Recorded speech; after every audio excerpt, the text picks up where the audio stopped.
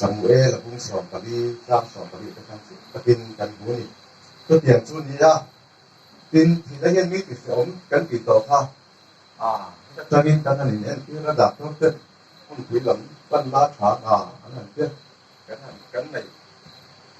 cái này dùng giống cái kinh có quý lắm thế hai cái do lắm cái này cái là mai của chú và thiên chuẩn người xã cái này chỉ lo căn hoàn lắm cái hùng cái tiền cái con cái hàng tiền đó là mai của chú cái hàng tao cháu đó cái người nó cái mắt mình chỉ chúng nó này chung chung chú tiền chú này mình suy nghĩ hết thì cái dân bồi cái này chú thì cần tua đó không cần tiền nên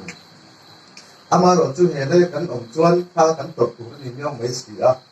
vạn có mấy ngày ruột cái tu tan cần hoàn thiện quên bỏ hết cái gì vạn cái mà chuan thì nó ao tổ là chủ cái vật chất chủ có cái gì thì làทุกวันพุ่งส่งที่ประคับจ้างที่ชวนอันนี้จะตามไปตุยจงเรื่องประสบการณ์ยังไง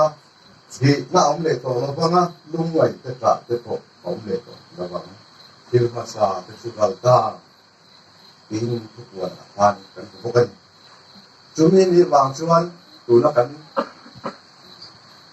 ชุมถัดลูกแบบเราหลังนะพอที่อันนี้ที่ก็ไปเทียบเฉียนที่ไม่ยังอยู่ง่ายก็ตัดไม่หนีอ่ะเห็นคนเวลาช่วงนั้นเราคุยเลยต้องตกลงอะไรเราช่วงอันเทนักตั้งเวทีดูด้วยนะช่วงเฉพาะเด็กสักนิดนึงเลยพวกคุยคุยกันบ่กันอีกว่าเสียจออัฐานก็เสียคริสเตียนเตะอามาริงตูที่นั่นนี่เบาหลังแน่นอนดีแล้วว่า